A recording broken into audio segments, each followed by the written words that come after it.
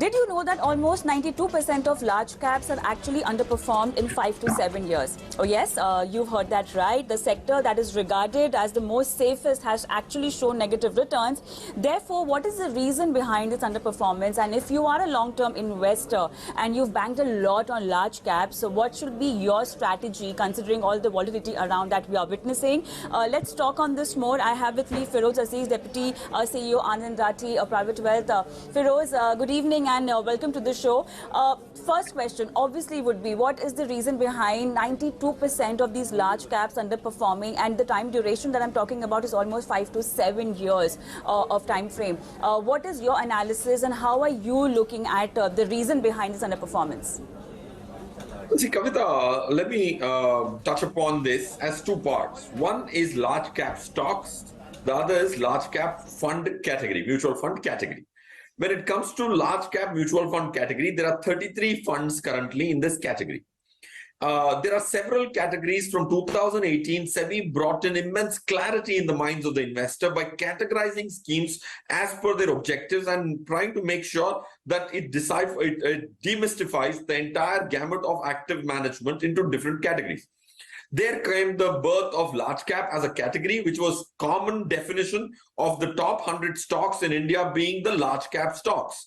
So any fund which promises to invest 80% of their money collected from individuals like you and me, 80% of that going in the top 100 stocks is called a large cap stock. So we did a study across all categories to find out, as an investor, where should I invest my money to generate that extra return over the benchmark, and large cap as a category produced the worst results. So 1 year back, we reduced the number of large cap schemes, but still had a large portion of our money in the large cap stocks.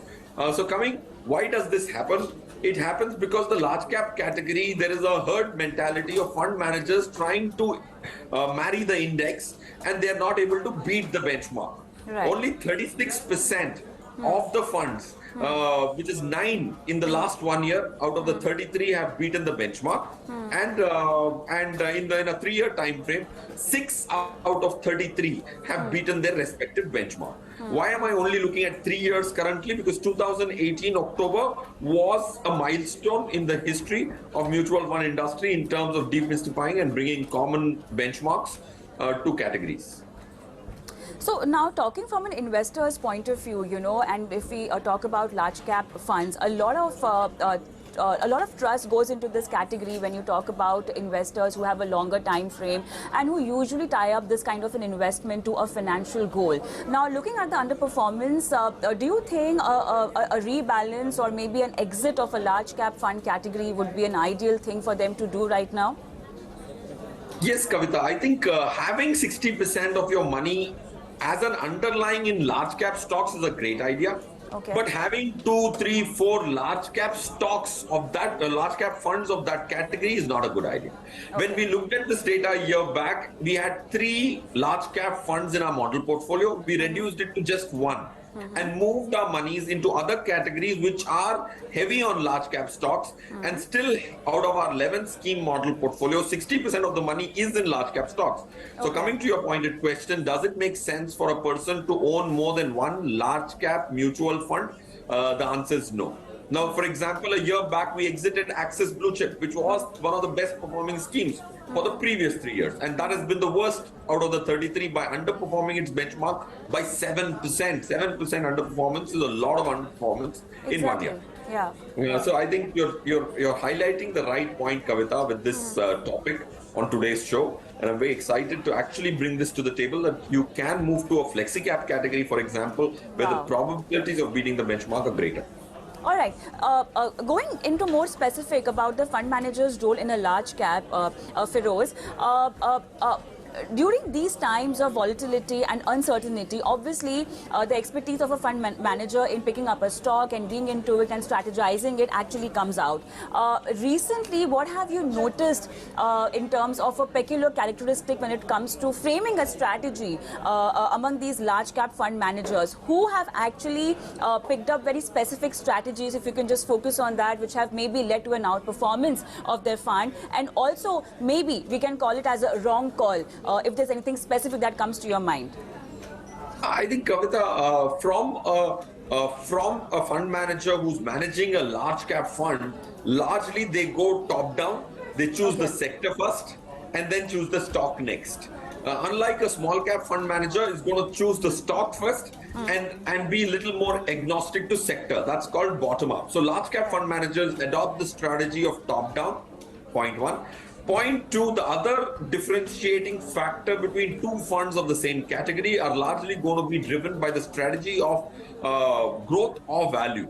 Now, for example, HDFC has created a larger alpha by using a value principle at the right time of the market. So there are cycles of the market where value outperforms growth, and there are other cycles where growth outperforms value. So if you choose a fund which is a value fund in a market which is conducive for value, you will make an alpha. So that's the choice which an investor should make. So top down is what fund managers do, and value or growth could be a distinct decision for an investor. But I think from a fund manager standpoint, the active weight change from the index has reduced dramatically over the last few years because of the lack of confidence of being able to generate alpha in this specific category. So when you were suggesting a flexi cap, an investor will obviously get a cap exposure in this kind of a category. Whereas talking about large cap funds or a large cap exposure in their portfolio, be it even through direct stocks, it's obviously to mitigate the kind of risk, and the times of uncertainty or volatility that we are looking at actually. It sort of holds your portfolio and curbs your losses to a larger extent. You think gone are those days about large caps being that kind of a trust factor in your entire portfolio planning, or is just a phase? No, Kavita, they are still continuing to be the trust factor. What they are not synonymous to is large cap stock is not synonymous to a large cap fund. Sure, right. Flexi cap has 70-75% in large cap stocks, but it's still not called a large cap fund. Right. So most of the flexi cap are heavyweight on large cap stocks because the flexibility given to the fund manager in a flexi cap fund, he can have a large portion in these big blue chip companies and still have a possibility of straying outside the benchmark to get you that fillip, which is what you're paying the fee to the fund manager for. And the analysts are a little more adventurous than straight jacketed in the large cap category. All right, so now talking about a flexi cap strategy, tell me the amount of exposure one can have in their portfolio, because we are talking about getting into a new category. If at all you have any large cap fund, and if it's underperforming, you can maybe think of an exit. How much of an exposure should be going into a flexi cap if you are replacing it with a large cap in your portfolio? Should you also go ahead and maybe increase your investment amount if it's a flexi cap right now that we're talking about with a horizon of 5 to 7 years? Yes, Kavita, to my mind, on the flexi cap category, it doesn't bother me too much. Even if the fund, if the investor skews his portfolio to a flexi cap category, be rest assured he will at least, or she will at least have 60-65% in the large cap, more or less, right? But if he or she is skewing it to a small cap category, I would be a little worried from a risk standpoint and the volatility standpoint. That's point one. Point two, in the flexi cap category, the average alpha, which has been generated, is 5.31%, whereas the average alpha generated in the large cap category has been 2.38. So the probability of generating alpha is higher, and the extent of generating alpha is also higher. So you have two variables possibly giving you the potential of the excess return, which is what you aspire for from active management.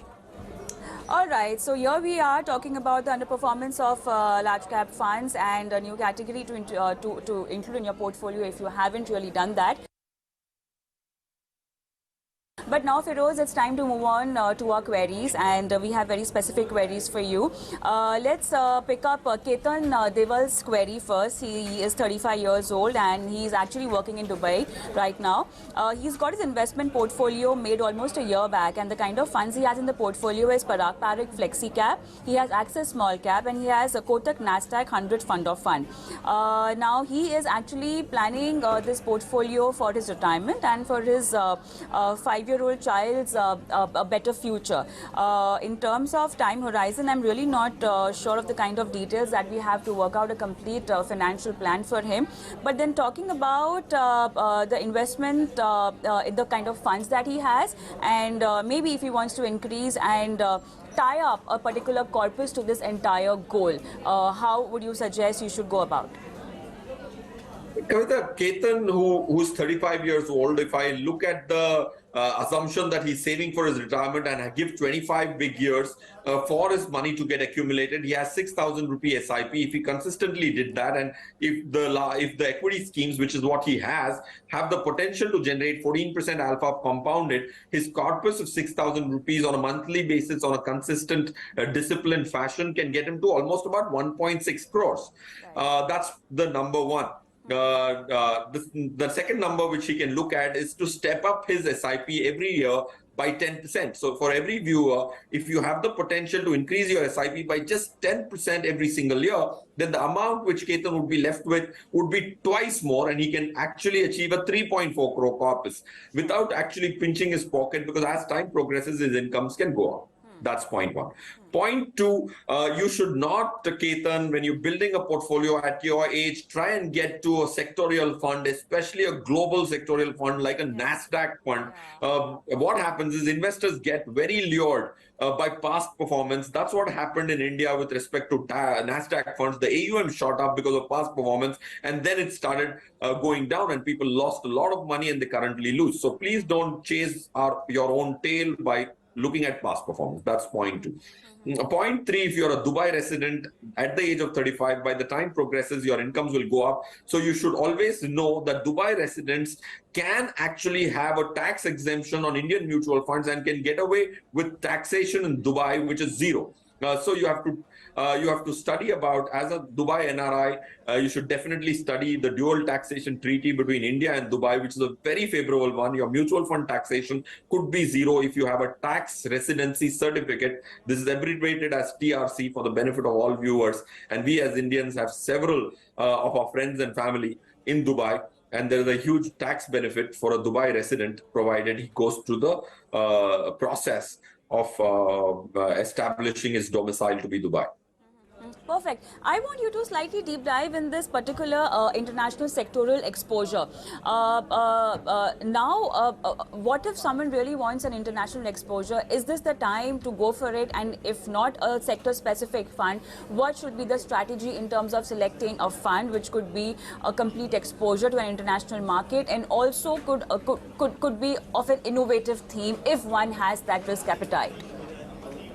I think, Kavita, if you're going international, first you have to ask yourself this question: is it needed to go international? To be honest, my portfolio has never in its life bought an international fund, and it has done fairly well.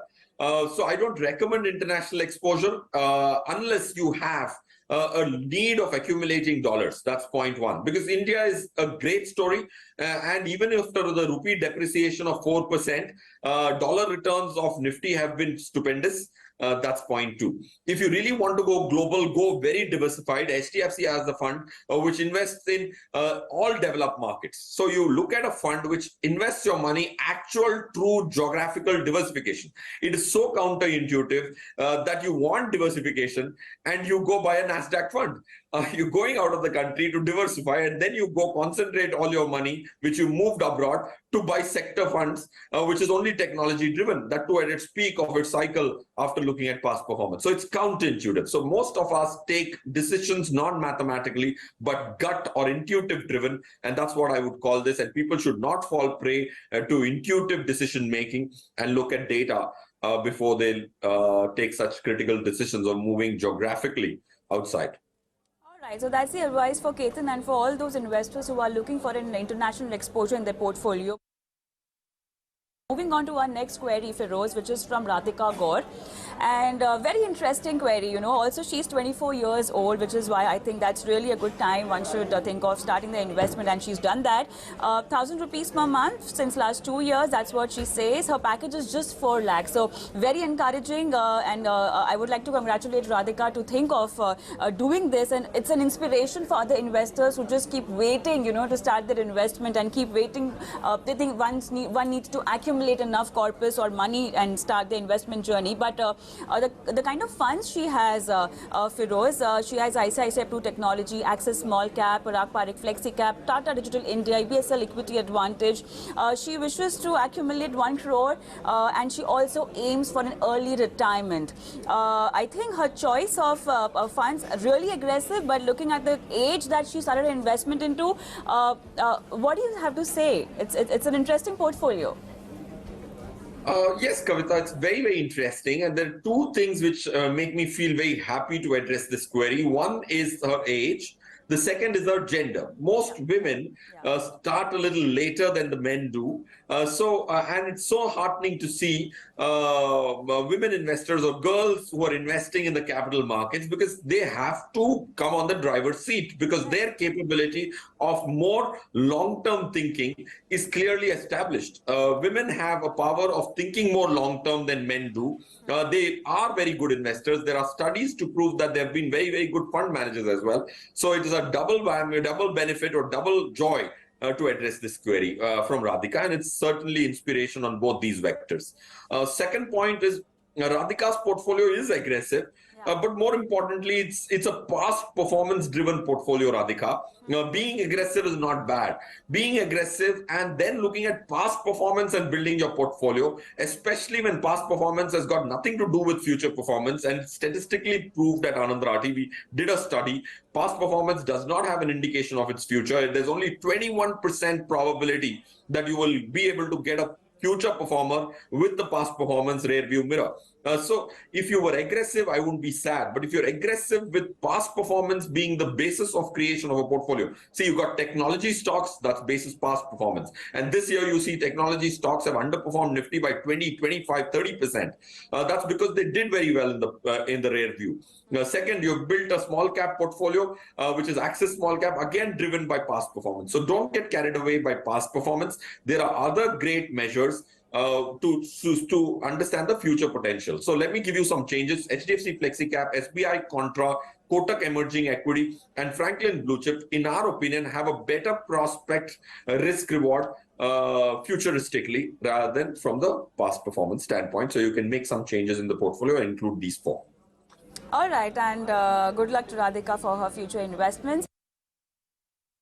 A last question for you, which is from Aryan, and so he says that he's invested 4 lakh rupees in Canara Robeco Blue Chip equity through STP of 10,000 per month from the liquid fund of the same AMC. Now the value is almost 4.13 lakhs after 6 months of STP completion. He wants to understand whether he should continue or should actually redeem the corpus. Yes. So, Kavita, Aryan's question has 4 lakh rupees in Franklin Canara Robeco Blue Chip. If the portfolio has got just Canara Robeco Blue Chip, it's not a great idea. So if you're doing an STP, you're staggering your money across different points in time, which is a brilliant idea in a volatile year like this, because you're buying Nifty or the fund at different points in time. So that's a brilliant thing to do, point one. Point two, if you're diversifying from a time standpoint, it's also making sense for you to take STPs across 5 funds and build units in each of those 5 funds and not just focus on one of them. That's point 2. Point 3, if you have done an STP, don't try and evaluate its outcome so soon. If it is 4.13 lakhs, because half the money could be in debt, half the money could be in equity, and the markets haven't done too well. So markets take its own time to deliver you the expected return of 12-14%. Minimum holding period to be able to realize that objective is 3 to 5 years. So you'll have to give it time. In the meantime, doesn't mean that you don't evaluate your fund. Equity is a long-term asset, but every fund has to be evaluated on a yearly basis. You can't give every fund 5-7 years. You give equity 5-7 years, but every fund deserves 1-2 years to see whether it is doing its job in generating more money than equity would do. There's one more question for you, Feroz, which is actually from Arijit Rao. He's 45 years old and he wants to invest 10,000 for 20 years and wants you to help with the fund selection for this particular time horizon. Yes, so for Mr. Rao, what he should do is I'm going to recommend boring portfolios, not looking so fancy, globe technology. So I'll give you 5 funds, which we've also told the previous viewer. Franklin India Blue Chip, which is a large cap category fund. HDFC Flexi Cap, which is a flexi cap category, which we just discussed in the first part of the show. SBI Contra, which takes contrarian bets. Dinesh is a fund manager, which is a smaller fund but has the potential to give you good returns. Kotak Emerging Equities, which is a mid-cap scheme. Pankaj Tibrewal is a great fund manager who does great bottom-up stock picking. That's the 4th fund. SBI Focused Equity is Vasan manages, the CIO of the largest asset management company, manages that fund. So 5 funds from 5 different categories and 2 funds from one asset management company, because the faith in the largest asset management company is relatively larger than the rest of them. Fantastic. I think that will be all. The time is up, Feroz, but thank you so much for being a part of this show, helping our investors with their financial planning and also selecting longer duration funds for them. Thank you so much, Feroz. Thank you. Thank you. So that will be all on the ET Money Show today, but then don't forget to WhatsApp your queries and also email your queries, because we will do your live financial planning on our show with our experts. Thank you so much for watching. Goodbye.